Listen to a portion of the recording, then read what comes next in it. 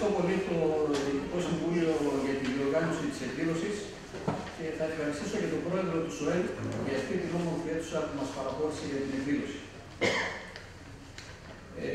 Την παρουσίαση θα την κάνω με τον παλιό συνάδελφο και φίλο εδώ, τον Γιώργο τον Κασιμάτη, με τον οποίο είμαστε μαζί στην ΑΣΟΕΛ. Μπορείς να πεις. Δεν λέμε πότε. Η χρονιά έπαιζε.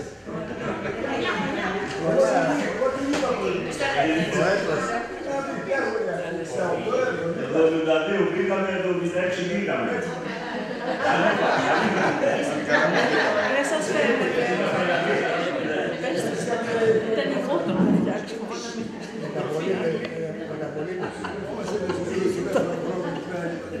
Λοιπόν, να θυμηθούμε εκείνα τα ωραία χρόνια της νιώτης μας, μια και ξεκινήσαμε τις χρονολογίες. Θυμάμαι ήμουνα πολύ καινούριος στην ΑΣΟΕΛ, 13 Οκτωβρίου, εμένα πήγαινε το 13. Γράφτηκα 13 Οκτωβρίου, ορκίστηκα. 14-15 εκεί στο διάδρομο είδα μια φατσούλα έτσι με τα γυαλάκια, ολόιδες όπως είναι τώρα ήταν. Η παλάκα ήταν λίγο μικρότερη. Γεια σου, ποιος είσαι, είναι ο Χάρης, είναι από πάνω από τα ορεινά της Παπνασίνης, της Ιώνας εκεί, εγώ είμαι από νησί, Ναυτακύρια. Βρεθήκαμε λοιπόν στην ΑΣΟΕ. Δεν κάναμε πάρα πολύ παρέα, αλλά συχνά και πάλι βρισκόμασταν γιατί ήμασταν επιμελείς και εκεί στο αμφιθέατρο του πρώτου βρισκόμασταν τακτικά. Μετά, ο στρατός, τα κορίτσια, τα διάφορα γεγονότα της ζωής μας έκαναν και χαθήκαμε. Το 84 μπαίνοντας στο σύστημα των λογιστών, κάποια στιγμή είδα αυτή τη γνωστή φατσούλα σε ένα διάδρομο.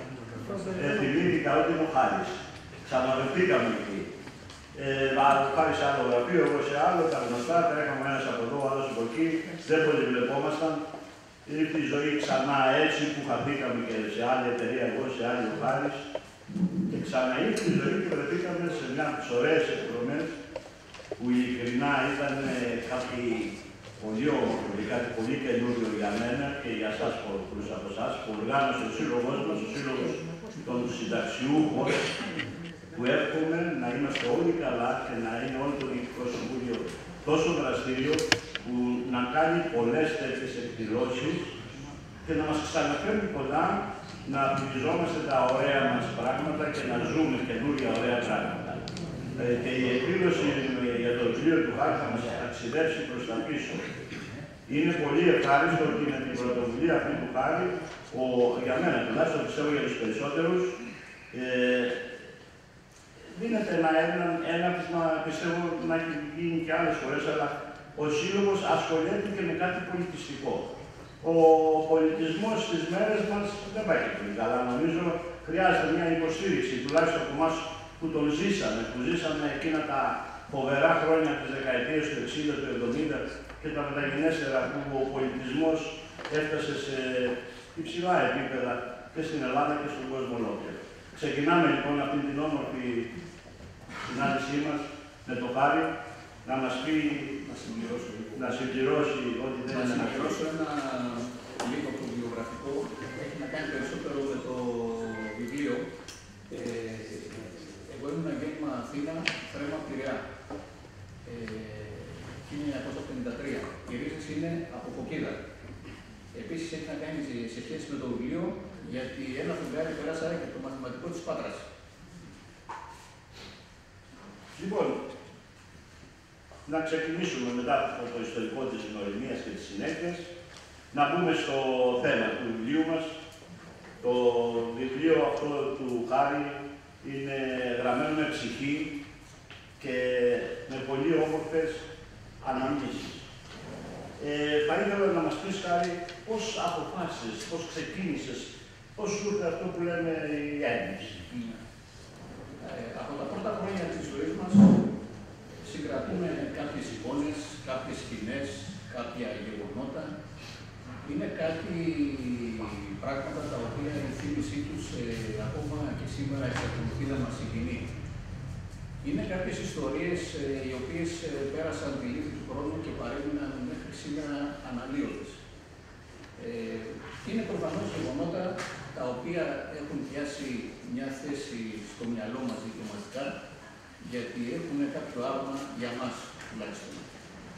Με την πάροδο του χρόνου όμως αυτά νομοτελειακά κάποια στιγμή αλλοιώνονται και δίνουν. Και θέλησα να τα καταγράψω για να μείνουμε σαν κληρονομιά, έτσι, γενικά. Χάρη, λίγο πιο κοντά στο μικρόφωνο. Και ας μην αποτελούν κάποιες ιστορίες με αρχή, μέση και τέλος. Εδώ υπήρχε η φαντασία, όπου υπάρχουν κενά μνήμης ή κενά στις ιστορίες, υπήρχε η φαντασία η οποία θα δουλέψει σαν συνδετική ύλη και θα καλύψει αυτά τα κενά. Η μυθοπλασία που λέμε στην λογοτεχνία, ούτως ώστε να υπάρχει ένα κείμενο το οποίο να είναι σε πρώτη άποψη κατανοητό και σε δεύτερη άποψη να είναι λογοτεχνικά άρτιο. Επέλεξα την γραπτή αφήγηση γιατί θεωρώ ότι κάπου πλεονεκτεί έναντι του προφορικού λόγου. Με την έννοια ότι όταν υπάρχει κάποιο κείμενο, αυτό μπορεί κανείς να το διαβάσει με την ησυχία του και να τον θέλει περισσότερο. Χαρή, να πάμε στο βιβλίο σου. Καταρχήν να πω, εγώ το έχω διαβάσει και μάλιστα 2 φορές. Όχι για να προετοιμαστώ, γιατί μου άρεσε. Γιατί με ταξίδεψε πολύ. Εκεί ο γιος του το διαθέτει και θα προτείνω όσοι αγαπάτε τα βιβλία να το πάρετε μαζί σας και να το έχετε παρέα το καλοκαίρι. Να πάμε λοιπόν στο βιβλίο.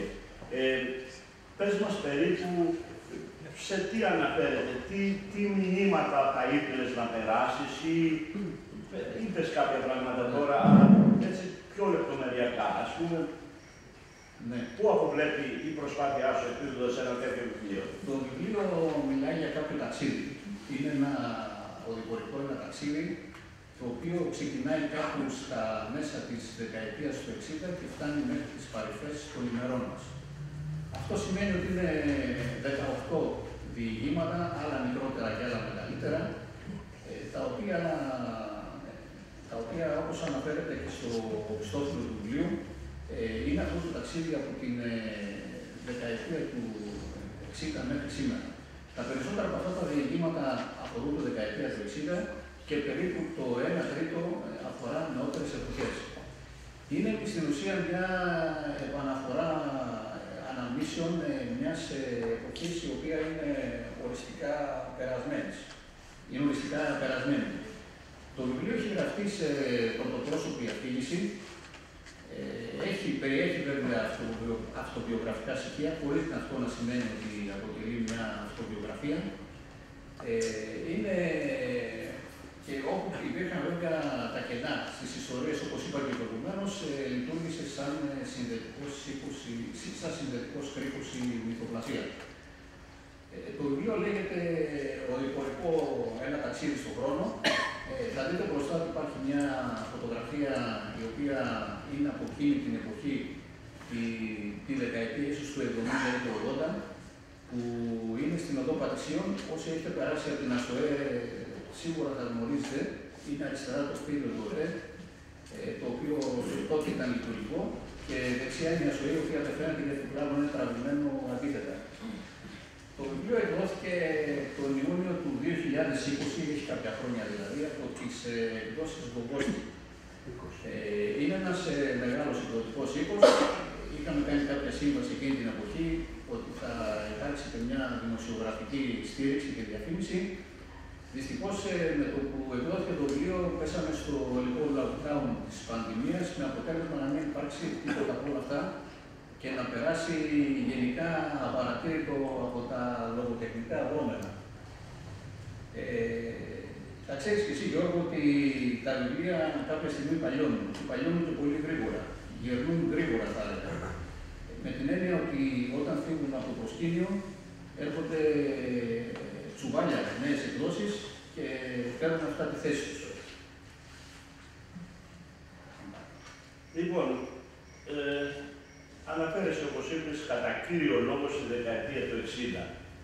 Αυτή η δεκαετία του 60, πώς έχει μείνει άραγε στις μνήμες τις δικές μας και των παλαιότερων από εμάς και τι θα είχαμε να πούμε στους νεότερους για τη δεκαετία του 60 και την επόμενη, θα έλεγα, του 70 που ήταν αρρώμια. Έχεις δίκιο, πράγματι οι 60 και 70 δεν έχουν και μεγάλες διαφορές, γι' αυτό και την είπανε μακρά δεκαετία, με την έννοια ότι τα χαρακτηριστικά της συνεχιζόντουσαν και κάποια χρόνια αργότερα από το 60 που έχουμε μάθει να λέμε. Ονομάστηκε και η εποχή των 60's από τον απόϊχο που άφησε πίσω της. Σίγουρα είναι μια εποχή την οποία αναπονούμε όλοι με νοσταλγία, ίσως και επειδή είμαστε τότε νέοι, λόγω της νεότητάς μας δηλαδή. Και παρόλο βασικά, να μην κρυβόμαστε. Παρόλο που ήταν μια εποχή κατά κάποιο τρόπο οικονομικών στερήσεων και μεγάλης οικονομικής δυσπραγίας. Τώρα να αναφέρουμε αναλυτικά χαρακτηριστικά για εκείνη την εποχή, νομίζω ότι λίγο πολύ όλοι την έχετε ζήσει, τα ξέρετε τα χαρακτηριστικά εκείνης της εποχής. Θα πω μόνο ότι αν έχουμε 5-10 χρόνια διαφορές μεταξύ μας σε σχέση με εκείνη την εποχή, θεωρούμαστε όλοι συνομήλικοι. Εδώ θα πω κάτι ωραίο που έλεγε ο Μάνος ο Χατζηδάκης. Συνομήλικοι λέει είμαστε όλοι μετά τα 50, με την έννοια ότι εφόσον έχουμε περάσει 5 δεκαετία ζωής, εισερχόμαστε στη ζώνη όπου μπορεί ανά πάσα στιγμή να σου προκύψει η κλίση ουρανόθεν.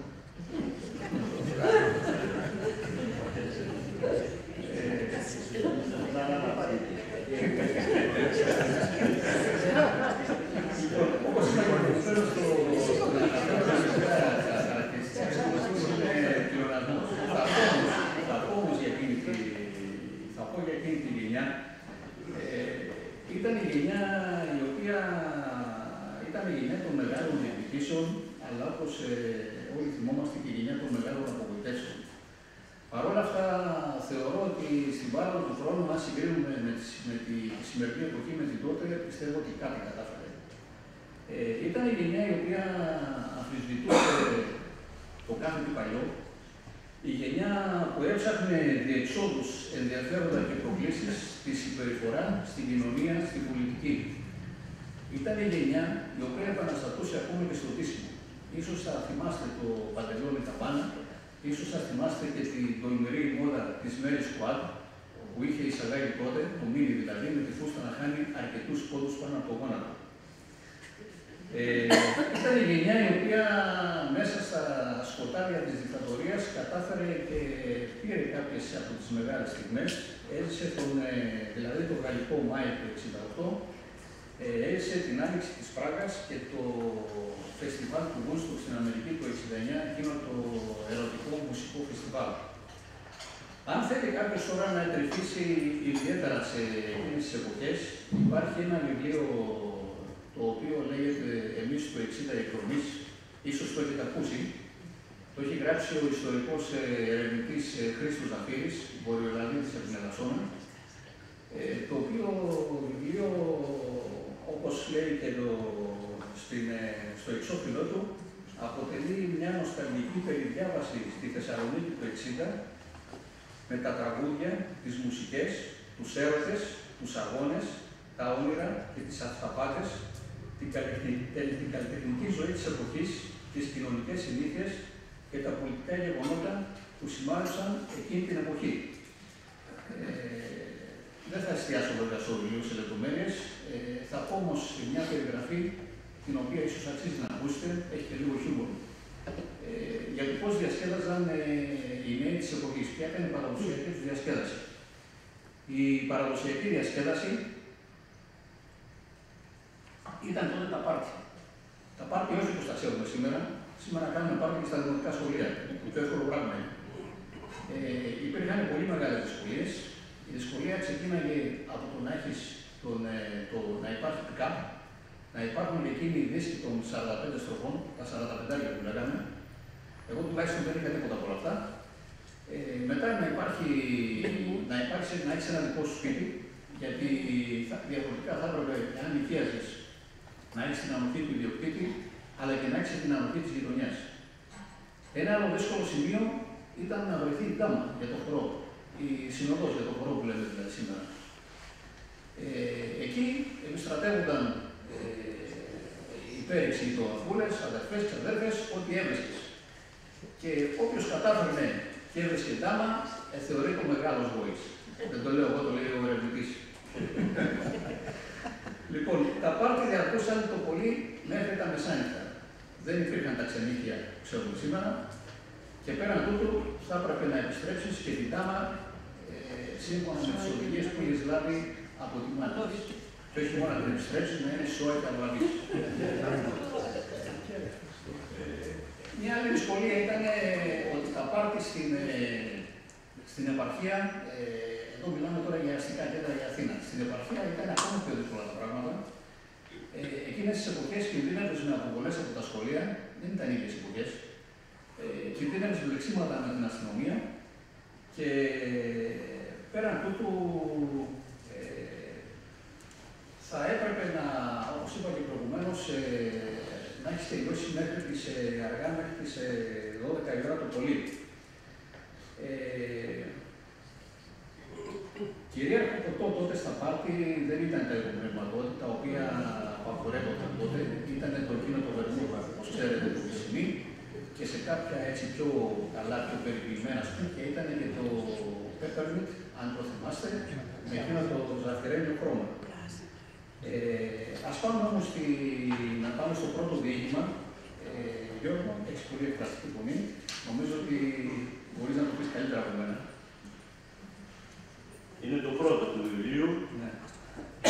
Και πιστεύω ότι θα σας αγγίξει όπως άγγιξε και εμένα όταν το διάβασα. Η Ελενίτσα. Με την Ελενίτσα καθόμασταν στο παγκάκι στην άκρη της αυλής. Σχεδόν σε όλα τα διαλύματα. Της κρατούσα το χέρι. Με άφηνε. Οι άλλοι μας χορόιδαν. Της έλεγα για την εικόνα στην τάξη που έδειχνε να τραβάει την Κύπρο ένας με ένα χοντρό σκηνή, να στηρίζεται στον ώμο του και να την πηγαίνει στη μητέρα Ελλάδα που έστεκε με ανοιχτή την αγκαλιά. Της έλεγα για το πατρίς, πόσο μεγάλο ήταν. Και θα πήγε από το λιμάνι να πάει στην Αυστραλία. 1 μήνα θα κάνει. Και θα πάει και μια γειτονισά μας για να παντρευτεί, είπαν. Της έλεγα για τις βολίδες του Σιδέρη, για τις κεφαλιές του Μποτήλου. Με κοίταγε με εκείνα τα μεγάλα μαύρα μάτια, κατευθείαν μέσα στα δικά μου. Δεν μίλαγε. Η κυρία Γεωργία δεν μας άφηνε να καθόμαστε στο ίδιο ταγείο. Όταν έβαλε το σκέτ και μοίρασε τους ρόλους, μου έδωσε τον Αλή Πασά. 1 ώρα τα μίλαγα. Οι άλλοι που και που θα λέγανε τα δικά τους λόγια. Το έμαθα γρήγορα απ' έξω, να μην κουμπιάζω στις πρόβες. Το είχα. Οι άλλοι, όχι.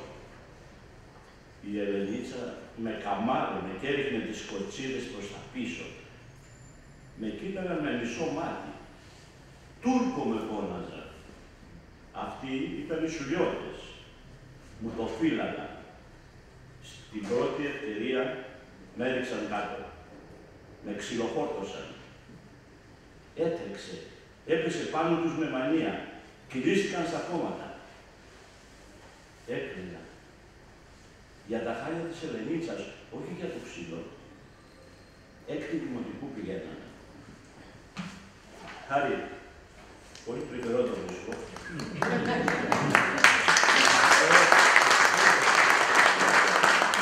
Τα χρόνια της αθωότητας σε μια υπέροχη περιγραφή. Αλλά πολύ σύντομο, πολλά περισσότερα στην ιστορία. Προφανώς είναι σύντομο. Αυτό το βήμα έχει μια ιστορία. Δεν είναι ξεκινήσει με την πολιτική.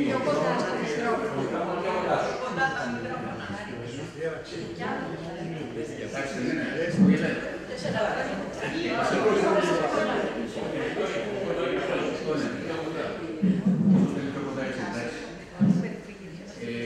Δεν είχα ξεκινήσει με σκοπό να γράψω ένα δείγμα, ένα βιβλίο εκείνη την εποχή.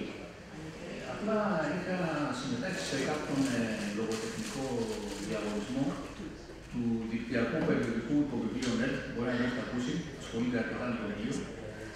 Και επανέφερα κάποιες από τα παιδικά χρόνια κάποιες ιστορίες και τις συνέδεσα όλες μαζί για να φτιάξω αυτό το διήγημα. Το βιβλίο NET είχε βάλει κάποιον όρο στο διαγωνισμό ότι δεν θα πρέπει να υπερβαίνει τις 200 λέξεις.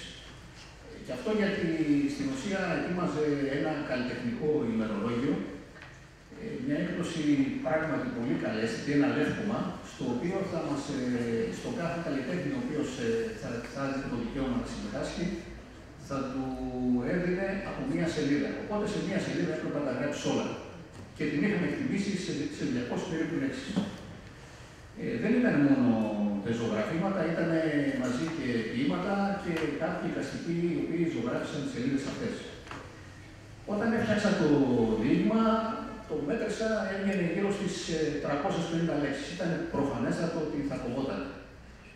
Σκέφτηκα ότι δεν ήθελα να αλλάξω το βασικό κορμό, ούτε και τα νοήματα, και είναι πολύ δύσκολο να το κάνεις αυτό, με την έννοια να αρχίσεις να πούμε λέξεις και να φτάσεις στις λέξεις που θέλουμε. Μια εβδομάδα μου πήρε το χειρουργείο. Στο τέλος έγινε όμως. Τελικά, κάποια στιγμή το εγκρίναμε, όχι μόνο μένα, ήταν μια συλλογική δουλειά, με ειδοποίησαν και παρέγγειλα πάρα πολλά ημερολόγια τα οποία δώρισα σε γνωστούς και φίλους. Όπως είπα και προηγουμένως, ήταν μια πολύ καλή έκδοση και ακόμα και τώρα μπορεί να μπει κανείς στο δικτυακό τόπο και να κατεβάσει αυτά τα ημερολόγια. Είναι περίπου, έχουν βγει από το 13-14 μέχρι το 20 που βγήκε το τελευταίο. Εγώ συμμετείχα σε 3 και με πήγανε και στα 3 με 2 πεζά και 1 τίμα. Δώρισα το βιβλίο αυτό, το λεύκομα το δώρισα σε κάποιους γνωστούς και φίλους, αλλά από ό,τι κατάλαβα, πολύ ελάχιστοι ασχοληθήκαν, ούτε καν το ξεφυλίσανε. Παρόλο που ήταν μια συλλογική δουλειά. Αυτό μου προκάλεσε μια απογοήτευση και τότε σκέφτηκα ότι θα έπρεπε να απευθυνθώ σε ένα ευρύτερο κοινό και αυτό θα ήταν το πρώτο διήγημα από μια σειρά άλλα τα οποία θα έγραφα στο μέλλον. Αυτή η υπόθεση έγινε το 2018.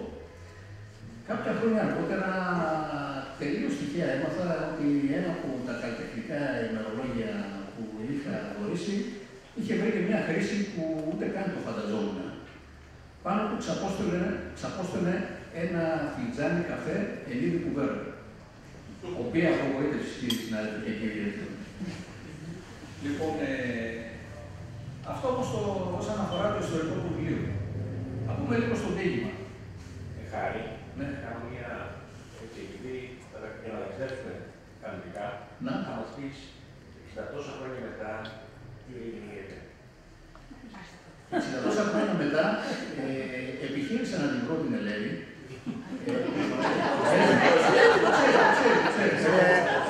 Το ξέρει. Δεν θυμόμουν επίθετο.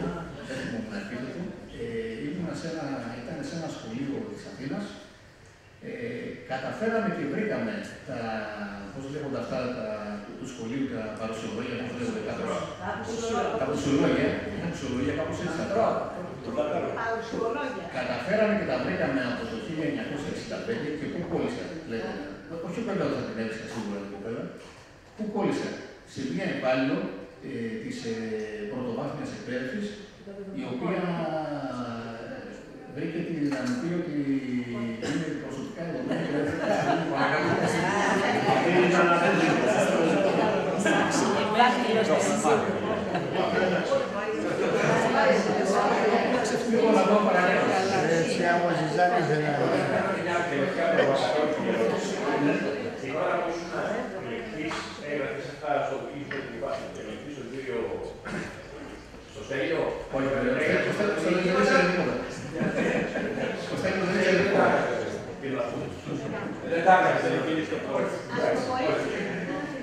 Λοιπόν, τι θα μπορούσε να λέει ένα αγόρι σε ένα κορίτσι, πιασμένα και τα δύο χέρι στο διάλειμμα σε ένα σχολείο στην εποχή εκείνη.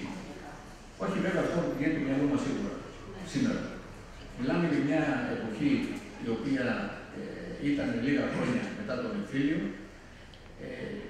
μια διαπαιδαγώγηση που υπήρχε τότε, η οποία ήταν με πολύ συντηρητικές αρχές, Και τέλος πάντων, τα παιδιά εκείνης της εποχής δεν είχαν την πληροφόρηση και τις εμπειρίες τις οποίες έχουμε σήμερα.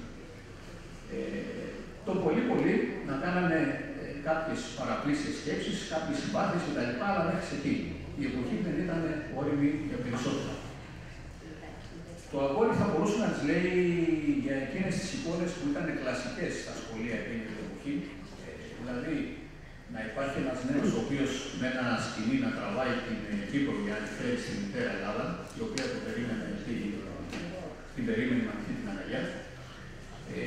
Θυμάμαι τότε ότι ο απελευθερωτικός αγώνας της ΟΚ κατά των Βρετανών τελείωσε το 1959 και η Κύπρος έγινε ανεξάρτητο κράτος το 1960. Προφανώς ήταν διάχυτη τότε η ενίσχυτη της Ένωσης της Κύπρου με την Ελλάδα, εκείνα τα χρόνια.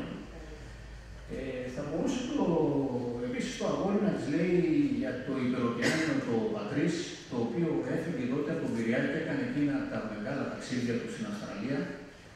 Ήταν εποχή μετανάστευσης. Η Ελλάδα εκείνα τα χρόνια δεν είχε να ταΐσει τα παιδιά της. Υπήρχε πρόβλημα.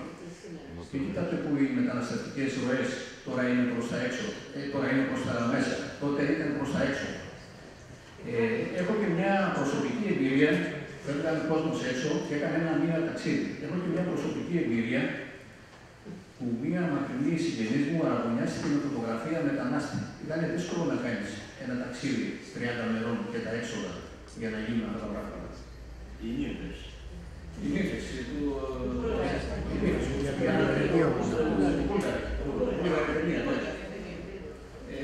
Επίσης, θα μπορούσε το αγόρι να της λέει για τους ποδοσφαιριστές που τον μαγνήτιζαν εκείνη την εποχή, του τραβούσαν το ενδιαφέρον τους και μόνο από το ραδιόφωνο μπορούσε να τους ξέρει, δεν μπορούσε να τους ξέρει από τον άλλο. Και αυτά θα μπορούσαν να συμβαίνουν σε μια τάξη ενός δημοτικού σχολείου εκείνης της εποχής. Και όταν η δασκάλα έβαλε το σκέτς, εγώ πήρα το ρόλο του Αλή Πασά και οι άλλοι πήραν το ρόλο των σουλιωτών, οι σουλιώτες. Αλλά έλα που το πήραν πατριωτικά μου στο διάλειμμα και με στριμώξανε με αποτέλεσμα να βρεθώ σε δύσκολη θέση, αλλά τότε βγήκε μπροστά η μικρή κοπέλα μας Ελενίτσα, εξού και Ελενίτσα, όχι Ελένη, η οποία αποδεικνύεται εξόχως δυναμική και βγαίνει μπροστά για να καθαρίσει την κατάσταση. Ερώτηση. Τουλάχιστον να έριξες κάμερα.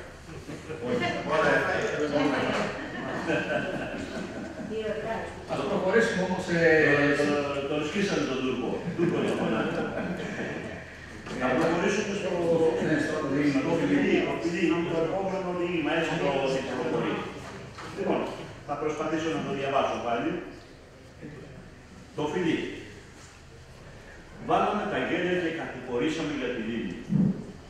Κάτσαμε σε ένα πεζούλι και χαζεύαμε τα νερά που γυάλιζαν στο φεγγαρόφωτο. Τι ακούσα από μουσική, με ρώτησε. Ό,τι παίζει το τραντζιστοράκι. Δεν ήταν και η καλύτερη απάντηση. Το κατάλαβα αμέσως, αλλά τι να έλεγα. Έχω πικά, είπε. 45. Τα άκουγε συνέχεια, τα είχε μάθει απ' έξω. Υστερούσα σε γνώση. Σου αρέσει ο Μοντουνιό, επέμενε.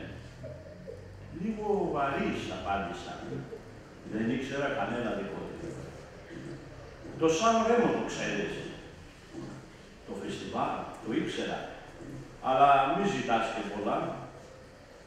Ποιο θέλεις να τραγουδήσουμε? Κοίτα επιμονή. Ένιωθα στριμωγμένος. Από κανένα δεν ήξερα περισσότερες από 2 στροφές. Το κατάλαβε και γέλασε. Έλα, να σε βοηθήσω. Πήρα θάρρος. Πάτη πράβο, ρώτησα. Το λαμπάμολα. Τουλάχιστον ήξερα την αρχή. Το πιο διάσημο, είπε. Πάμε μαζί. Άρχισα τις κορώνες. Πιο σιγά έκανε. Τι φοβάσαι, μη ξυπνήσουνε τα βατράχια? Αλλά στην μελωδία, έκανε γελώντας. Η πάπουσα το πήγε μόνη της μέχρι το τέλος. Την θαύμαζα. Πόσο έχω μείνει πίσω, σκέφτηκα. Κάποια στιγμή πρέπει να το ξεκινήσω. Άσε, να περάσουν εξετάσεις και θα το βάλω μπροστά. Ξέρεις να χορεύεις, με ρώτησε. Κάτι ήξερα σε αιώνα από λίγο. Πού να βρεθούν οι εμπειρίες. Σήκω έκανε ξαφνικά. Την κοίταζα παραξενεμένος. Μέσα στην ερημιά. Αυτό να ήταν μόνο η μουσική. Θα τραγουδήσω εγώ. Δεν ήθελε αντιρρήσεις. Θα σου πω 2 στροφές να πιάσεις το ρυθμό. Πρώτη φορά το άκουγα. Νοσταλγικό και πολύ αργό. Είχε καταπληκτική φωνή. «Τζιλιόλα τσινκουέτη», είπε. Δεν την ήξερα. «Νόκολετά». Πρώτη θέση πριν χρόνια. Υπήρχε κάτι που να μην το ήξερε. «Πάμε», είπε και μ' αγκάλιασε. Ένιωθα άβολα. «Πιο χαμηλά το χέρι σου, στη μέση», με διόρθωσε. Ξεκίνησα αβέβαια. Τραγούδαγε απαλά, με σιγουριά. Συγχρονιστήκαμε. Κοιτούσε μακριά πάνω από τον ώμο μου. Στριφογυρίζαμε αργά, κάτω από το τεγκαρόφωτο που έσπαζε το νερό. «Non poleta, non poleta, per amarti non poleta», ρουσκίσω σώμα κοντέ. Σαν τέλειωσε, κάτσαμε δίπλα στις καλαμιές, χωρίς να μιλάμε. «Τι σημαίνει», ρώτησα κάποια στιγμή, «εσύ να ξέρεις». «Δεν είμαι αρκετά μεγάλη για να σε αγαπώ. Δεν είμαι αρκετά μεγάλη για να βγαίνω έξω μόνη μαζί σου». Διασκέδασε με την αμηχανία μου. «Μάλλον εγώ δεν είμαι», είπα γελώντας. Άρχισε να σηκώνει μια ψηλή ομίχλη από το νερό. Έκανε κρύο. Κάτσαμε πλάι-πλάι για να ζεσταθούμε. Είχαμε πολλά να πούμε για τα όνειρα που κάναμε. Το γυμνάσιο τέλειωσε. Μια άλλη ζωή ξεκινούσε. Χάρη. Την ιδέα ελληνικό. Ευχαριστώ.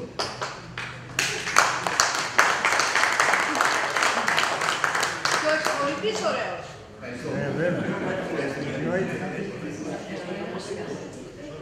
Λοιπόν, την ιδέα την πήρα από ένα θαυμάσιο μυθιστόρημα ενός μεγάλου Ισπανού συγγραφέα, του Αρτούρο Πέρεθ Ρεβέρτε. Έχει γράψει ένα πολύ ωραίο βιβλίο, «Το ταγκό της παλιάς φρουράς». Και τα λέμε παλιά φρουρά, δεν εννοούμε τη φρουρά στην κυριολεξία, εννοούμε κάποιους παλιούς έμπειρους. Το σκηνικό είναι στο κατάστρωμα ενός πλοίου, σύμφωνα με το βιβλίο του Ρεβέρτε, ένα πλοίο, ένα υπεροκεάνιο, το οποίο ταξιδεύει στη σιγαλιά της νύχτας από την Ευρώπη με προορισμό του Μπουένος Άιρες. Εκείνος είναι στο κατάστρωμα, κάνει τις βόλτες του, είναι χορευτής. Τον έχει προσλάβει το πλοίο για να ψυχαγωγεί τους επιβάτες, γιατί ήταν πολύ ωραία εκείνα τα ταξίδια. Εκείνη απλά ήξερε από ταγκό, ήξερε κάποια τραγούδια, κάποια κομμάτια. Πιάνουν την κουβέντα, μιλάνε για το ταγκό, μιλάνε για εκείνα τα περίφημα ταγκό του Κάρλος Καρτέλ, που ήταν στο πρώτο τέταρτο του περασμένου αιώνα. Και αρχίζουν να στροβιλίζονται αργά πάνω στο έρημο κατάστρωμα, σε ένα ταγκό, χωρίς τη συνοδεία της μουσικής. Προφανώς εδώ ένας από τους πρωταγωνιστές στο διήγημα είναι ένα τραγούδι. Ίσως θα έλεγα όχι και τόσο γνωστό, είναι το τραγούδι «Non Moleta» της Τζιλιόλα Τσινκουέτη.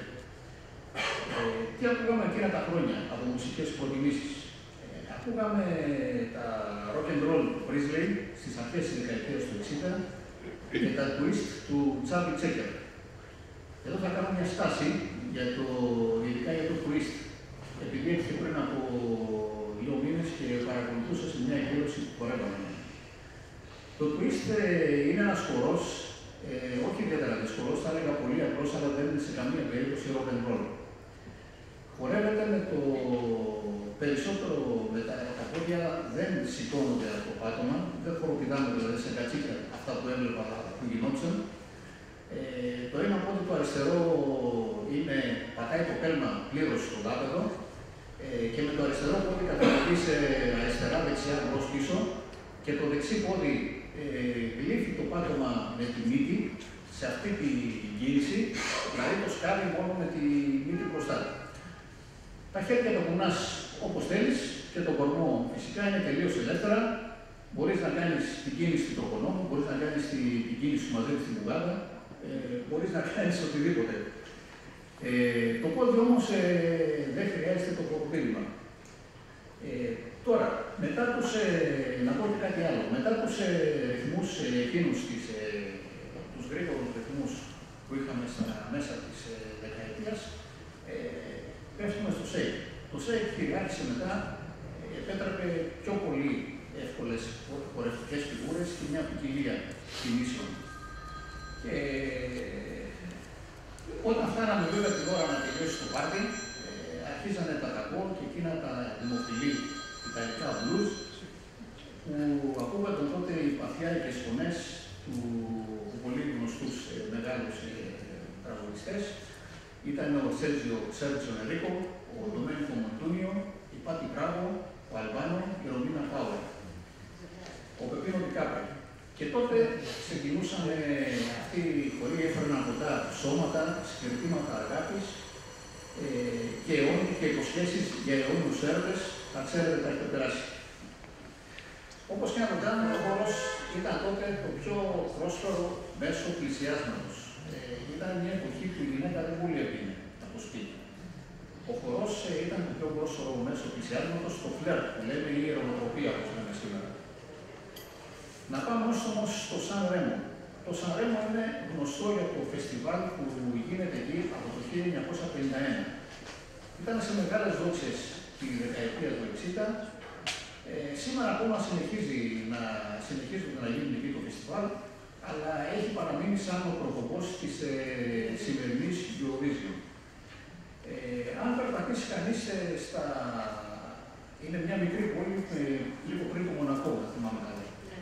Αν περπατήσει κανείς στα στενά σοκάκια της πόλης, θα δει σε ένα πεζόδρομο ότι υπάρχουν επιδατέργειες πλάκες, στις οποίες η κάθε μία έχει γραφτεί το όνομα του τραγουδιού που πήρε το βραβείο, τη χρονολογία και το όνομα του ερμηνευτή ή της ερμηνεύτριας. Έτσι το 1964 θα δούμε τον νόνο λεπτά της Τζιλιόλας Τσιγκουέτη. Η ίδια μαζί με τον Ντομένικο Μοντούνιο ξαναπήραν το πρώτο βραβείο στο 1966, αν θυμάμαι καλά, με το πάλι γνωστό κομμάτι «Dio come ti amo». Οι στίχοι τώρα είχαν μια ιδιαιτερότητα. Ήταν ένα μελωδικό, αργό, αγαπησιάρικο θα τραγούδι, με κάποια ιδιαιτερότητα για τους λάτρες του είδους. Ήταν η στίχη μιας αυτορότητας που μετράει το παράπονο και την ελπίδα της. Είχε μια εισαγωγή ορχιστρική μουσική και είχε και τις νότες στο πιάνο.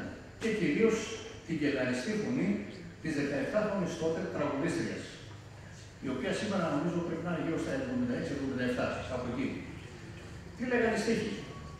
Δεν είμαι μεγάλη για να σ' αγαπώ, δεν είμαι μεγάλη για να βγαίνω έξω μόνη μαζί σου. Με αυτούς τους στίχους ξεκίναγε το τραγούδι και συνέχιζε με τους στίχους οι οποίοι παραπέμπανε τις ρομαντικές αγάπες για αργότερα σε κάποιες εποχές όταν ο κατάλληλος καιρός. Οι στίχοι αυτοί, όπως φαίνεται, ήταν εναρμονισμένοι πλήρως στο κλίμα της εποχής, στο συντηρητικό, όπως θα έλεγα. Αυτά τα τραγούδια αρχίσαμε να τα ακούμε σε κάποιες εποχές που έπρεπε να καταβάλεις μια προσπάθεια για να κρατήσεις μέσα σου ό,τι σου άρεσε. Και αυτή η προσπάθεια που κατέβαλες τους προσέφερε μια αξία την οποία δεν νομίζω ότι μπορεί να γίνει σήμερα και να την έχει η σημερινή γυναίκα. Έχουμε όμως την τεχνολογία τώρα, μπορούμε να ακούσουμε αυτό το τραγούδι. Γιώργο.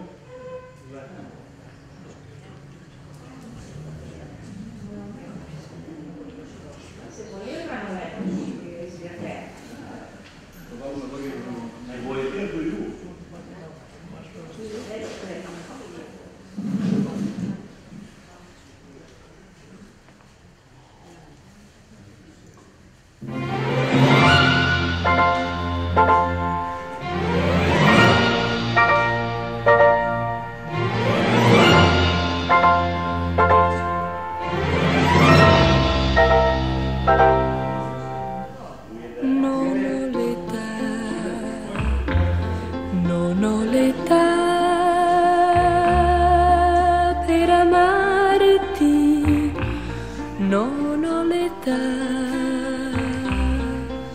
per uscire sola con te e non avrei nulla da dirti, perché tu sai molte più cose di me. Lascia che io viva un amore romantico nell'attesa che venga quel giorno, ma ora no, non ho l'età, non ho l'età per amarti, non ho l'età. Είναι ένα πολύ μελωδικό τραγούδι, κρίμα που δεν ακούει. Θα μας ταξίδευε και αυτό προς τα πίσω, αλλά δεν πειράζει. Κρίμα που δεν ακούει, θα το ακούσετε εξ σας. Γιώργο, να συνεχίσουμε ένα απόσπασμα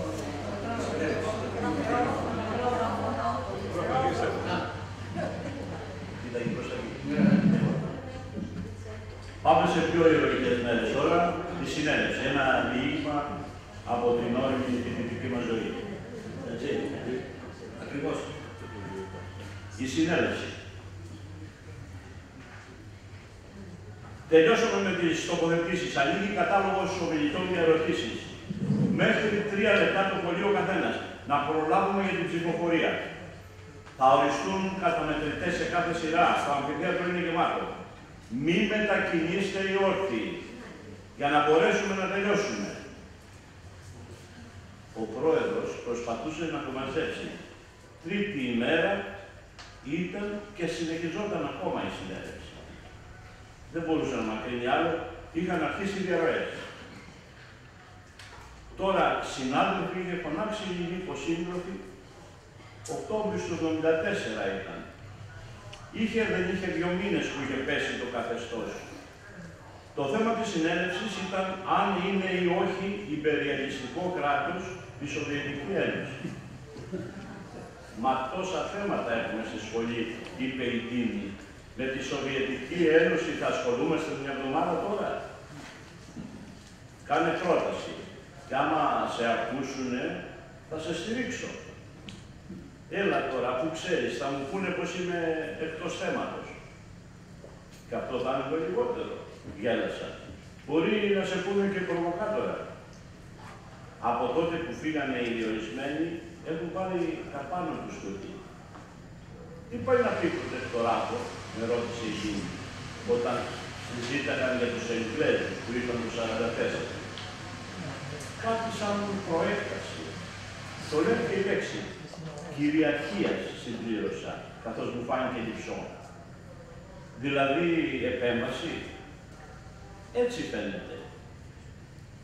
Ένας είναι ο εχθρός, ο υπεριαλισμός, κυριαρχούσε. Και το είχαμε δώσει πρόσφατες οι εμπειρίες. Βιετνάμ, Χιλή και εμείς που μόλις είχαμε ξεβλέψει. Όλοι συμφωνούσαμε, ήταν επεμβάσεις. Και είχαμε μάθει τι επεμβάσεις ήταν. Με τους Σοβιετικούς κάπου μπέρδευε το πράγμα. Τι εννοούσαμε όταν λέγαμε επέμβαση? Κατάλυση ανεξαρτησίας ή αποκατάσταση νομιμότητας? Με τους Αμερικάνους ήταν ξεκάθαρο. Με αυτούς εδώ, τι ξέρεις για τον Ντούμψεφ, την άνοιξη της Πράγας? Ρώτησε η Δίνη. Λίγα πράγματα, παιδί ήμουνα. Τίποτα δεν ήξερα. Όπως και οι περισσότεροι στο ακροατήριο. Τι να σου πω, βρε κορίτσι, ο Ντοστογεύσκι που διαβάζω μόνο για τον Ρασκολνίκοφ γράφει. Ρομαντικός της Τσαρικής Ρωσίας ήταν. Τι με ρωτάς τώρα? Παρακολούθα και όταν δεν καταλαβαίνεις, μην τους ρωτήσεις. Θα σε πούνε άσχετοι. Αυτοί τα ξέρουν όλα, τόσο καιρό στην παρανομία που έχουν μελετήσει το πράγμα. Και τι σημασία έχει αν το λένε επέμβαση ή εισβολή, ξαναρώτησε. Μεγάλη, απάντησα, παίρνοντας το ύφος του πολύ ξένου. επέμβαση είναι εκλεπτισμένο, καμουφλαρισμένο. Φάνηκε να παίρνει τα πάνω της. Ενώ η εισβολή είναι σαν να μπουκάρεις στο σπίτι κάποιου ακάλεστος και να τα κάνεις λίπα, πρόσθεσε. Το έπιασες, της είπα. Έχεις καταλήξει, τι θα ψηφίσουμε. Το δικό μας ναι ή όχι θα κρίνει την ιστορία. Όχι βέβαια. Παίρνουμε ένα μάθημα, κάποιες πληροφορίες όπως μας τις σερβίρουν. Αυτοί μιλάνε όπως τους τα λένε στις οργανώσεις.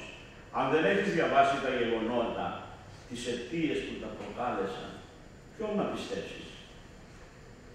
Κάποια πρόταση έγινε, κάποιες αντιρρήσεις επί της διαδικασίας, ξαναγυρίζαμε στις τοποθετήσεις, το κουβάρι ξετυλίχθηκε, άιντε πάλι από την αρχή. Με απογοήτευσαν, είπε. Η πρώτη μας συνέλευση να βαλτώσει σε τέτοια θέματα. Οι περισσότεροι είναι απογοητευμένοι. Δεν βλέπεις που αραιώνουμε. Δεν φαίνεται να τελειώνουμε ούτε σήμερα, απάντησα. Πάμε στον πύργο στους αμελοκήπους, πρότεινε. Στον 20ο φτιάχνουν ωραία σοκολάτα. Αφού ξέρεις ότι δεν έχω λεφτά. Από την Ομόνια με τα πόδια έρχομαι κάθε φορά. Έλα, κερνάω εγώ. Είναι και η Κατερίνα εκεί με τον Κώστα μου, είπε ότι θα μας περιμένουν.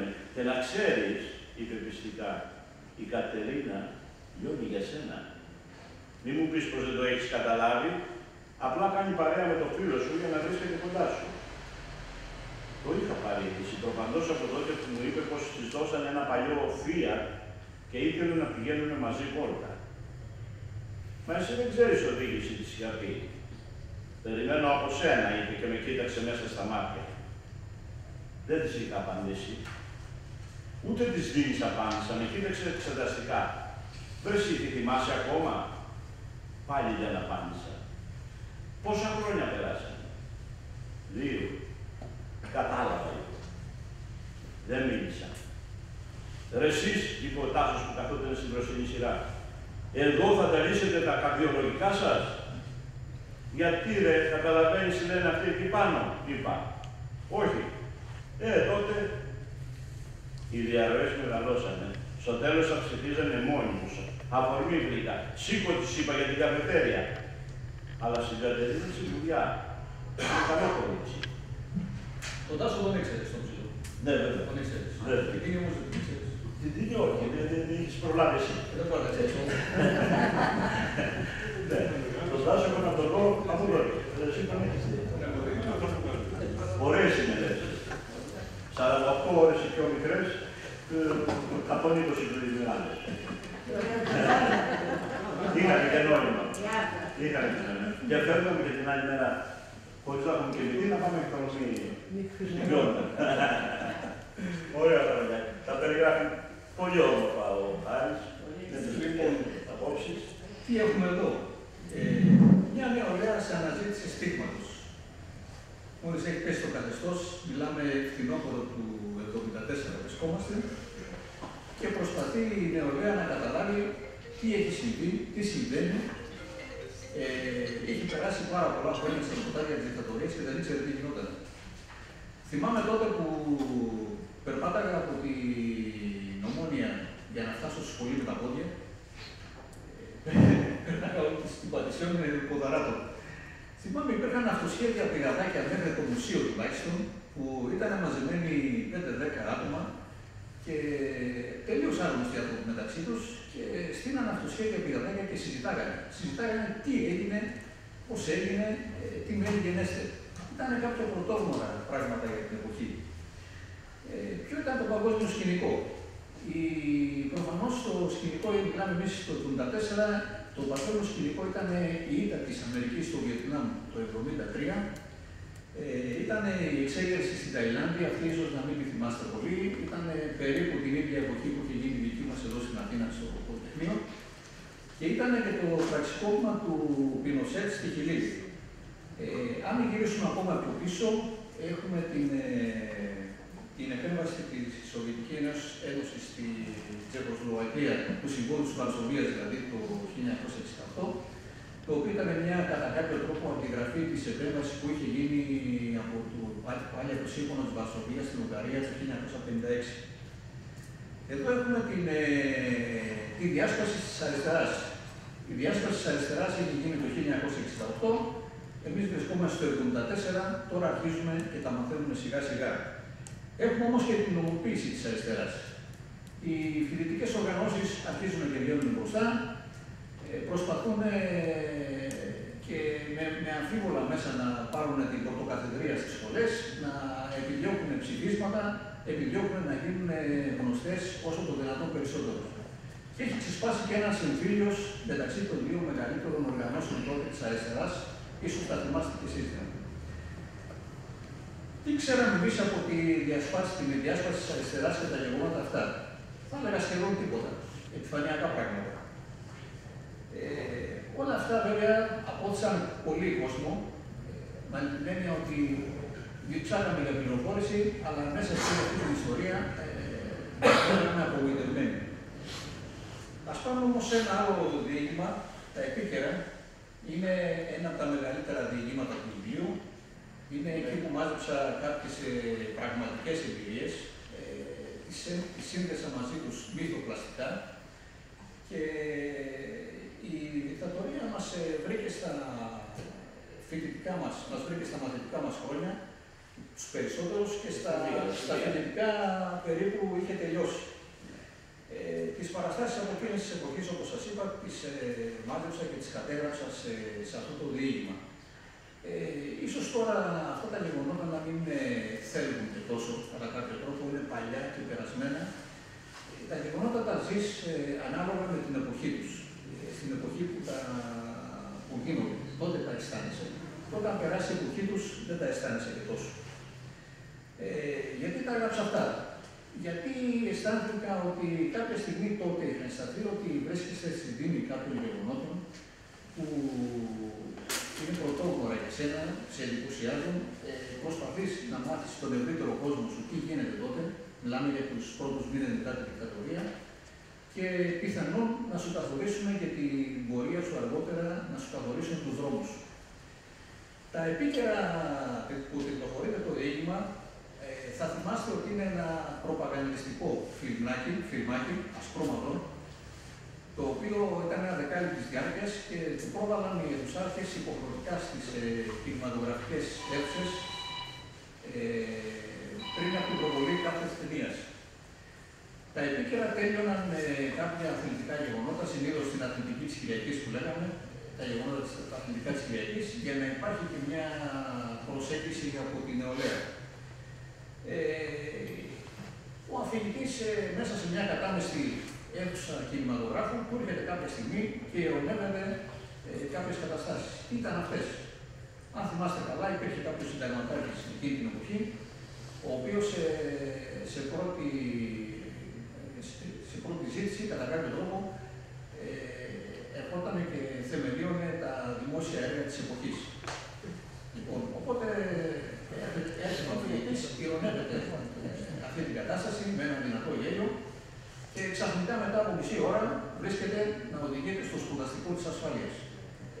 Το σπουδαστικό της ασφάλειας, το θυμάσαι και εσύ, ήταν το μακρύ χέρι της αστυνομίας στις σχολές. Κατά καλή του σύμπτωση, αυτός που τον κατά κάποιο τρόπο ανακρίνει, συμβαίνει να είναι φίλος του. Και εκείνη την ώρα ο αφηγητής πέφτει τα σύννεφα, έκανε παρέα κάποιον ασφαλίτη και δεν το είχε πάρει είδηση. Να θυμηθούμε τώρα κάποιες καταστάσεις της δικτατορίας, να τις πούμε επιτροχάδι, επειδή έχουν περισσότερη σχέση με το διήγημα. Το 1972 η αντιστασιακή δραστηριότητα έχει κοπάσει, γιατί όλοι οι οργανωμένοι λίγο πολύ έχουν συλληφθεί. Υπάρχει όμως μια μορμούρα και μια κινητικότητα στα αμφιθέατρα. Αυτό είναι και απόρρια βέβαια, γιατί όσοι είχαν καταφέρει και είχαν διαφύγει στο εξωτερικό, είχαν ξεσηκώσει συνειδήσεις και πίεζαν το καθεστώς εδώ στην Ελλάδα. Εδώ δεν γίνονταν ιδιαίτερες διαμαρτυρίες. Έξω όμως είχαμε ένα τραγικό γεγονός, την αυτοπυρπόληση του φοιτητή του Κώστα Γεωργάκη στη Γένοβα. Ο Κώστας Γεωργάκης Αλέξη ήταν νεολαίος της ΕΔΗΝ, ήταν η νεολαία της Ενώσεως Κέντρου εκείνη την εποχή. Σαν μια τραγική αντιγραφή του το ίδιο πράγμα που είχε κάνει ο Γιάννη Πάλατς όταν είχαν μπει τα τάγκς στην Τσεχοσλοβακία το 1968. Για να εκτονώσει την κατάσταση το καθεστώς τότε προκυρήσει φοιτητικές εκλογές. Με τον τρόπο όμως που γίνανε οι εκλογές, τα πράγματα γίνανε χειρότερα και είχαμε αρκετές κινητοποιήσεις, εξηγέρσεις. Ίσως θα θυμάστε την εποχή της πρώτους μήνες του 1973 που είχαμε την κατάληψη της νομικής υπερήφημη.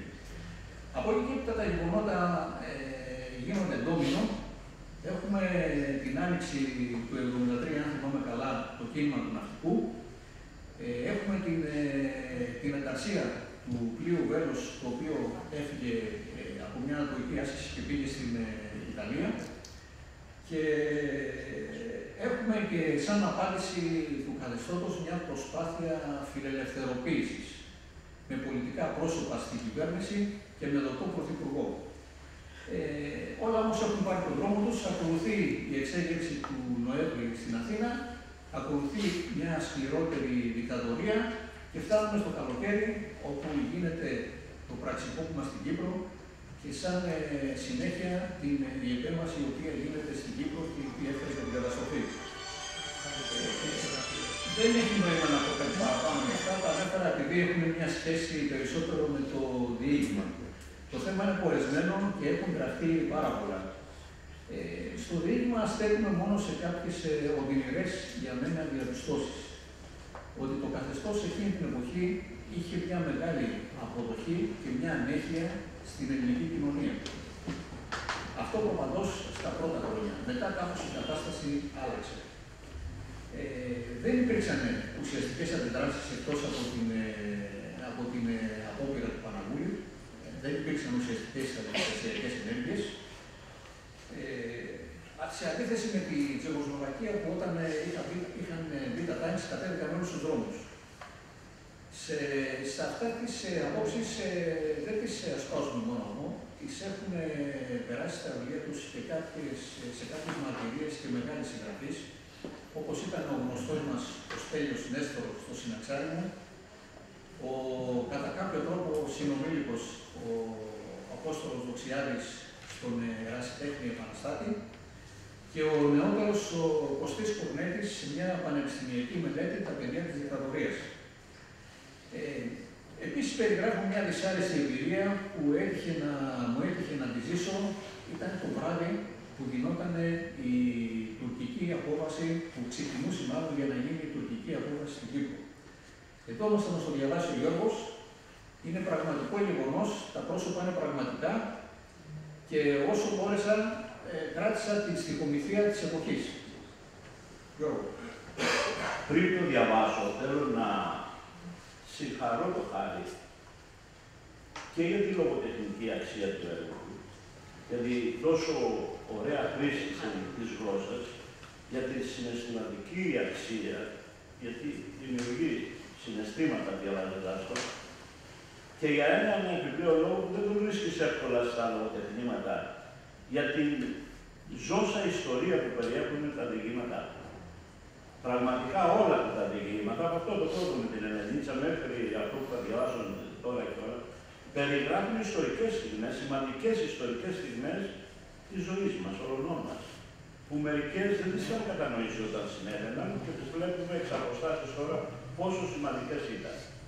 Πάμε λοιπόν να σας διαβάσω ένα απόσπασμα από το διήγημα που το ονομάζει Επικέρα. Βράδυ, 19 Ιουλίου του 1974. Πλησιάζουν μεσάνυχτα. Η βελόνα ψάχνει στα βραχαία. Τα συνηθισμένα παράσιτα μπορεί να ήταν και εμβόλυμα. Ένα τίποτα αριστερά, ένα τίποτα δεξιά. Ήσανε μετακινητή μέχρι να πιάσει το σταθμό. Ο Ξηδιάς άκουγε απ' όλα. Deutsche Welle, BBC, Μόσχα, Βουκουρέστη. Μόνο τύρανα δεν ήθελε να ακούσει. Τι να μάθεις από τους Κινέζους, έλεγε. Η Αλβανία βρισκόταν τότε υπό κινέζικη επιρροή. Ο Ξενίδης έλεγε πως δεν αξίζει να ασχολείσαι. Όλους αυτούς τους πληρώνουν να λένε ψέματα. Κάτι σημαίνει και σήμερα το ίδιο.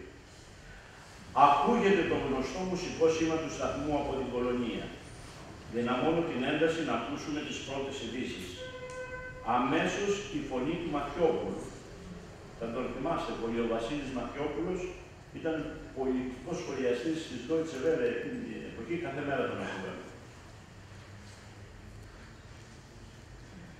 Με έκπληκτη διαγωνία στη φωνή του. Μιλάει για μια μεγάλη νεοκουμπή που αναχώρησε από το λιμάνι της Μερσίνα στη νότια Τουρκία με άγνωστη κατεύθυνση. Κοιταζόμαστε με ανησυχία. Τι είναι απέναντι, ρωτούν οι άλλοι δύο. Πρέπει να είναι τα κυπριακά παράλια, το βόρειο κομμάτι της Κύπρου. Το συνδέουμε αμέσως. Τη Δευτέρα είχε γίνει το πραξικόπημα στην Κύπρο και ξημερώνει Σάββατο. Λέτε να έχουμε περιπέτειες, λέει ο Ξηριάς. Για πιάσε Μόσχα. Γυρνάω το κουμπί.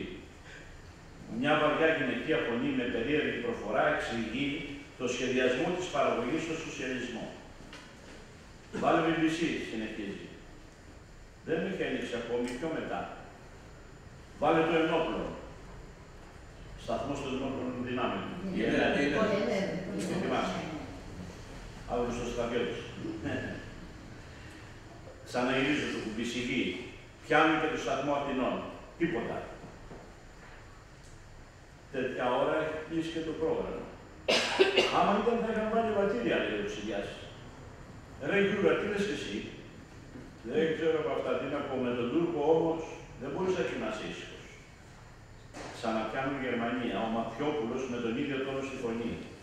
Χάνω το σήμα, περνάει η ώρα, ανοίγει το BBC και μιλάει για δραματικές καταστάσεις. Είναι το δεύτερο δελτίο. Το προηγούμενο ήταν στις 9 το βράδυ, αλλά εμείς δεν το ξέραμε. Νομίζουμε ότι μετέδιδε μόνο το μεταμουσυνήθιο. Δίνει λεπτομέρειες για 30 αποβατικά άρματα, οβάκια πολεμικά. Είχαν φύγει από το πρωί από το λιμάνι και όλοι πίστευαν πως θα κατευθύνονται απέναντι. Λέει για απαγορεύσεις σε ξένους ανταποκριτές στην αναχώρηση του στόλου. Για κρίσιμες συσκέψεις του Μακαρίου με τον Κίσιγκερ, τον Σίσκο, αν θυμάστε τον Τζόζεφ Σίσκο, Αμερικανός Υπουργός Εξωτερικών. Να πηγαίνετε μεταξύ Αθήνας, Άγκυρας και Λονδίνου. Μόνο για άγνωστη δεν έμοιαζε η κατεύθυνση. Πότε γίνανε όλα αυτά, ρε παιδιά, τους λέω. Είδηση δεν πήρανε. Αφού είναι τις ειδήσεις προβληματισμένοι. Δεν γίνεται δύο κράτη του ΝΑΤΟ να συγκρουστούν μεταξύ τους. Δεν αφήνει ο Αμερικάνος, λέει ο Ξηριάς. Συνεχίζει ο σχολιαστής. Είναι παράδοξο. Οι Έλληνες αξιωματικοί δεν φαίνεται να ανησυχούν ιδιαίτερα. Θεωρούν πως πρόκειται περί ναυτικής ασκήσεως. Δεν τους έχω για χαζούς, λέει ο Δούδας. Κάτι δεν ετοιμάζουν. Βλέπω τα πράγματα να είναι δύσκολα αύριο. Θα δούμε, λέει ο Ξηριάς. Μπορεί να είναι άσκηση. Άσε μας το ράδιο και τράβα για ύπνο, σε βλέπω χασμουριέσαι. Μην ανησυχείς, όλα καλά θα πάνε. Και έλα αύριο βράδυ με το τάβλι να σου ρίξω μια πεντάρα. Δεν είχα διάθεση για διάβασμα, πήγα για ύπνο. Με έτρωγε όμως η ανησυχία. Ξύπνησα νωρίς το πρωί. Όλα θα ήταν φυσιολογικά. Είχε ανεβεί ο ήλιος ψηλά όταν άκουσα κάτι φωνές. Πετάχτηκα έξω, μιλούσαν για επιστράτευση. Και ένα ραδιόφωνο έπαιζε εμβατήρια. Κάποιοι όλο το βράδυ κοιμόντουσαν πολύ ήσυχοι. Μετά η ιστορία άρχισε να γράφεται επώδυνα. Η αλήθεια είναι ότι όλο το βράδυ με προβλημάτισε το γεγονός ότι οι ειδικοί μας έκρυβαν κάτι, οι άλλοι λέγανε ψέματα. Οι ξένοι ραδιοσταθμοί δεν μπορούσαν να ξέρεις, δεν μπορούσαν να είσαι σίγουρος. Αυτά όμως για το βιβλίο. Αυτά για το βιβλίο. Να πούμε λοιπόν εδώ ότι... Πριν το πεις, να πω κάτι κι εγώ, σχετικό. Έλα. Εγώ δεν είμαι του κύκλου των ορκωτών ληστών, είμαι πατριωτάκι του Χάρη. Από το χωριό που γεννήθηκαν οι γονείς του και έχει τα παιδιά του και τα εγγόνια του και η Γιούλια και όλοι. Και έχουμε κρατήσει αυτή την έλξη από τους γονιούς μου. Και το ήξερα αυτό το διπολικό που το προσπαθούσε και το καβάρωνα βέβαια, γιατί εγώ είμαι ένα χωράφι διαφορετικό. Υπήρξα δημοσιογράφος στο Επιδίου Τύπου. Έχω ζήσει στην Κύπρο ως ακόλουθος τύπου πολλά χρόνια. Ήξερα τον Μαθιόπουλο και μου μιλούσε για αυτά που έλεγε τότε με ζέστα και δάκρυα για τα πολύ μετά χρόνια. Και... Εντάξει, ακούω. Ακούγεται. Και εκείνο που ήθελα να πω, εκτός από τα συγχαρητήρια στο Χάρη, είναι η αντικειμενικότητα για άλλη τα πράγματα. Είναι πολύ σημαντικό να δείχνεις και το αίσθημα με το φλερτάκι της μαθήτριας, αλλά και το γεγονός που έβγαινε από τις κουβέντες του Μαθιόπουλου με την ίδια τετράγωνη λογική και το συναίσθημα να υπεκφεύγει στη γωνία. Το παράπονο του ήταν η απορία, ήταν οι κοφτές προτάσεις. Δηλαδή λογοτέχνης εν το άμα. Και πρέπει να τον στριμώσουμε να γράψει και το επόμενο. Ναι, βέβαια, θα τα πούμε στο τέλος. Έτσι. Σε ευχαριστώ πολύ. Ανδρέα. Γιώργο, και εγώ ήθελα να κάνω μια παρέμβαση. Πρώτα απ' όλα τα συγχαρητήριά μου στο Χάρη για το λίγο καλοτάξιδο να είναι. Σε ευχαριστώ. Και επειδή αναφέρθηκε στα κυπριακά, πώς αναφέρεις, εγώ τα έζησα πρόσωπικά. Εσύ από κοντά. Ναι, συγκινούμε γιατί φέρνει πιο κοντά την Κύπρο με την Ελλάδα, που εμείς οι Κύπροι αντιμετωπίσαμε δύσκολες καταστάσεις αποδοχής αυτού του γεγονότος. Άρα τα γνωστά να τα έχουμε για τους νεότερους, η ιστορία να επαναλαμβάνει. Και όπως είπε και η Άννα, τα περιγράφει με τόση αντικειμενικότητα που καταντάει φυσικότητα. Δηλαδή, αυτό που ζούμε αυτή τη στιγμή. Δεν μπορείς να τα νιώσεις. Αυτό είναι. Δεν αλλιώς. Προσπάθησα να κρατήσω Είναι άλλοι παλιώνουν. Ήταν πολύ ωραία. Άρη, να Λοιπόν, πω κάτι. ναι. Μόνο. Καμία σχέση δεν είχε με την γνώμη που είχαμε και την εντύπωση για σένα. Ήταν πολύ ευχάριστη η έκπληξη. Μακάρι να συνεχίσεις έτσι. Σε ευχαριστώ πολύ. Και για μένα που το ξέρω ότι να σου ήταν. Ναι, το στεγνό πράγμα. Άλλοι με ευθύχθηκαμε σε εκείνη την έκπληξη. Λοιπόν, και άλλη μια έκπληξη, δεν είναι μόνο συγγραφέας. Είναι και ποιητής. Άλλοι αξιοποιητής από το συγγραφέα, έτσι δεν είναι? Λοιπόν, αυτό το μικρόβιο κάνει το έχεις αυτό στο αίμα σου, Είναι ρόξα. Είναι ρόξα. Γιατί δεν είναι γνωρίζει. Καταρχήν το να γράφεις είναι υπάρχει πρέπει να έχεις φαντασιοποιησία. Ναι. Όχι τόσο σε ακραίες μορφές, αλλά πρέπει να έχεις μια φαντασιοποιησία σε πρώτο πλάνο και σε δεύτερο πλάνο να μπορείς να την αντιπονήσεις στο χαρτί και να στέκει λογοτεχνικά κατά κάποιο τρόπο. Ναι, αλλά οι τρελοί και οι καρτάφοι αλλάξαν τον κόσμο. Λοιπόν, θα προσπαθήσουμε, μικρή μας ακόμα, να τον αλλάξουμε.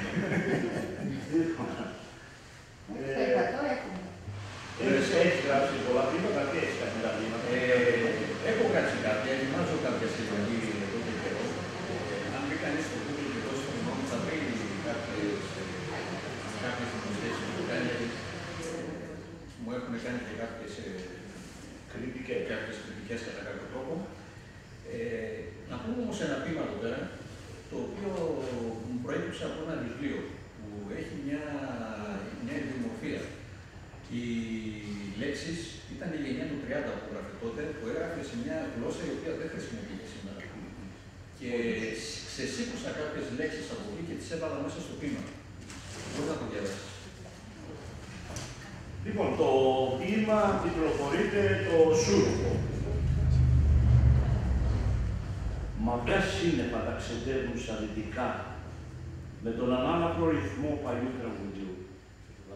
Ένα κορίτσι κεντάει στο τελάρο του το τελενταπηλί του λιόγκελμα.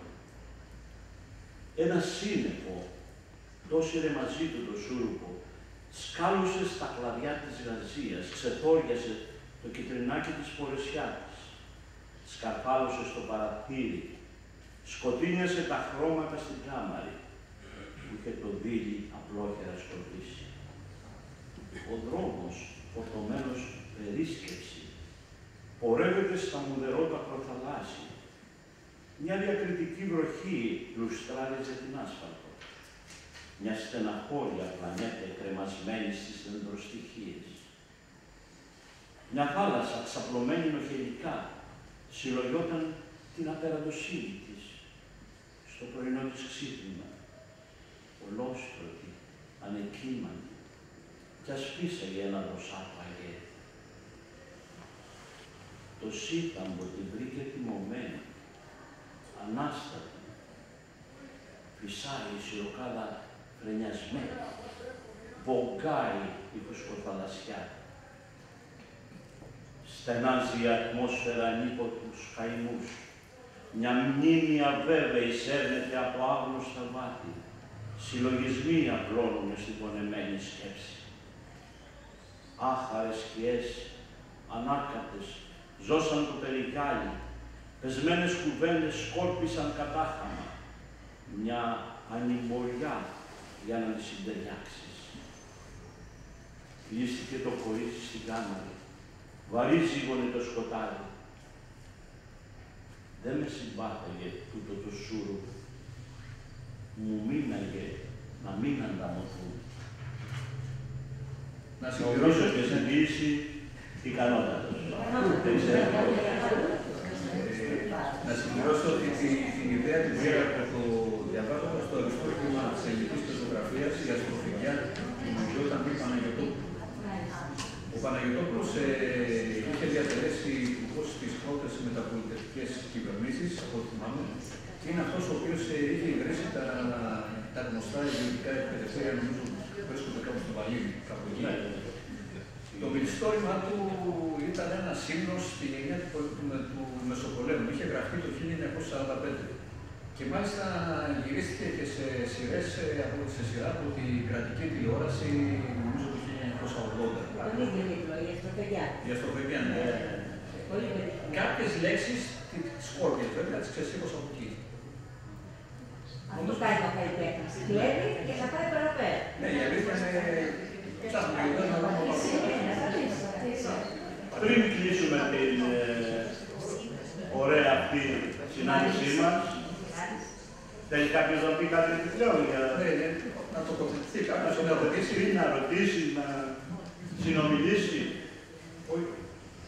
Οι δυο σας. Εγώ είμαι συνομιλικός. Εγώ έχω παντρευτεί τη γυναίκα, την αδερφή του. Η γυναίκα μου αποκλείει, αλλά γενικά αυτή τη γνώση του Βάρη ήταν μια πολύ ευχάριστη έκθεση για μένα. Και επειδή αναφέρεται σε εποχές που ακριβώς θα σου περάσει, ο λόγος μου κίνησε πραγματικά μια συγκίνηση και πρέπει να σου πω συγχαρητήρια γιατί πράγματι απεικονίζεις την περίοδο όπως τη ζήσαμε. Εύχομαι να γίνουν και πολλά άλλα καινούργια, γιατί μοιάζει ότι μπορείς να το κάνεις αυτό και θα χαρούμε να το κάνεις. Όπως το πεις. Ευχαριστούμε. Και η νεολαία, ο γιος Αγγελογιάννης, ο Γιώργος.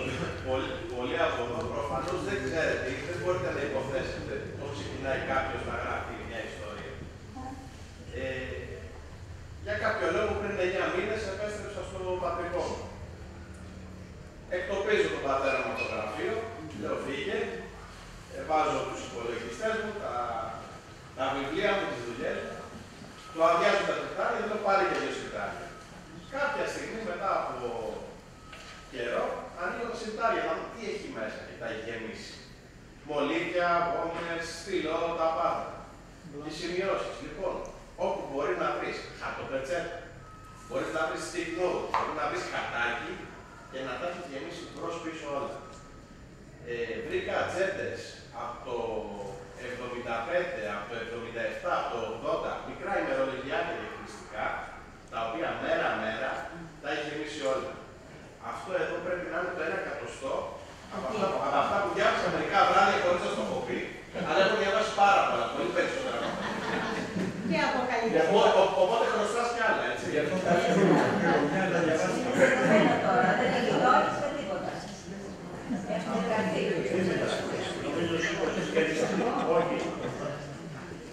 Δεν χρειάζεται να κλείσω,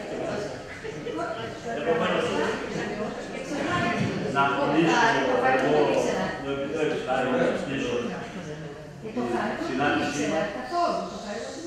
Δηλαδή θα Φυσικά μόνο. Φυσικά δεν το Σήμερα το γνώρισες εκ βατέων. Πρέπει να καταπιέστηκε επαγγελματικά ο κύριος. Πόσο καταπιεστήκατε επαγγελματικά? Γιατί μέσα σε νούμερα να βγάλετε αυτή την ευαισθησία. Εγώ έχω κατακρινήσει τα γράμματα του επαγγελματικού προσανατολισμού. Λέω πρέπει να το έχουμε. Επαγγελματικά δεν πιέστηκα καθόλου. Πιέστηκα όπως πιεζόμαστε όλοι στη δουλειά που θέλαμε να βγάλουμε και να είμαστε σωστοί. Υπήρχαν κάποια πράγματα που είχα γράψει σαν φοιτητής ή λίγο πιο μετά, αλλά όλα αυτά όταν έχεις μια πίεση μέσα από τη δουλειά δεν μπορείς να κάτσεις να ασχοληθείς. Δεν είναι εύκολο πράγμα. Αυτό λέω, πώς καταστήλατε. Θέλει μια αυτοσυγκέντρωση και θέλει κάπου για να εμβαθύνεις, θέλει κάπου να ησυχάσεις. Και όλα αυτά είναι καταγραμμένα μετά το 2014 που βγήκα στη σύνταξη. Αντίθετα, είναι μια γοητεία στα χρόνια που περάσαμε, γιατί του επιτρέπει να τα ταξινομήσεις και να τα πράξεις στα χαρτί. Αυτά που λέει ο Γιώργος ήταν ακριβώς για κάτι άλλο. Μετά τα βάλουμε στη σειρά. Αντίθετα που και εγώ έχω τη λόξα στο δίκο του πάλι, εγώ έγραφα και όταν ήμουν ενεργός σοφρός, διότι η γραφή ήταν η λύτρωσή μου. Ήταν η απελευθέρωσή μου από το ζόρι της ημέρας, της καθημερινότητας, από το δύσκολο επάγγελμα που κάναμε. Οπότε η σειρά σου τώρα να αλλάξει να τελειώσει. Ό,τι ξέρω, έχεις γράψει 8 βιβλία. Είμαι στη φάση του δεύτερου που πάμε τώρα. Εγώ ξέπαιρνα χρόνο τις νύχτες και έφτασα να αυτό σπίτι η γυναίκα μου το είναι το νόμο. Λοιπόν, λίγο ησυχία παρακαλώ. να λύσουμε. Να πω κάτι για τον Γιώργο, ότι πριν από λίγο καιρό είχα πάει σε μια παρουσίαση που είχε. Με εξέπληξε ότι έχει γράψει ένα βήμα το οποίο είναι 14.700 στίχοι. Να κάνει και εδώ μόνος του έτσι. Έβαλα και ένα δεκάλεπτο παραπάνω. Ακόμα και 4.000 στίχοι είναι πάρα πολύ. Είναι πάρα πολύ.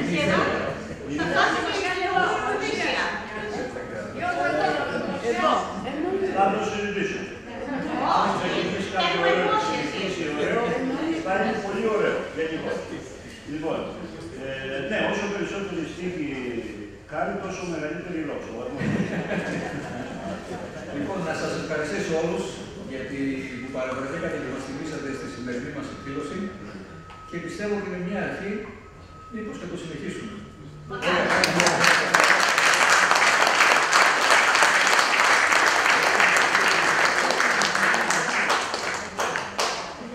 Εγώ θα ευχαριστήσω εσένα πάλι πρώτα απ' όλους, γιατί ειλικρινά ήταν ιδιαίτερη τιμή ότι με φώναξες να σταθώ δίπλα και ιδιαίτερη χαρά όσο σας την αποκάλυψη. Και εύχομαι μέσα από αυτές τις εκδηλώσεις να αποκαλυφθούν και κάλλια εδώ μέσα και να φτάσουν κάποιου τύπου πολιτιστικές εκδηλώσεις στην Όπερα, Προεδρία και Συμβούλιο. Οργανώστε καλά τέτοια πράγματα.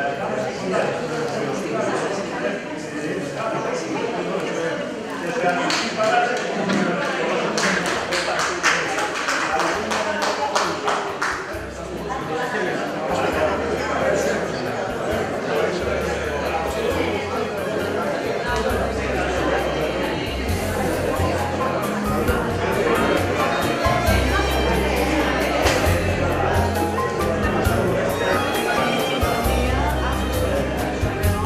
Thank you.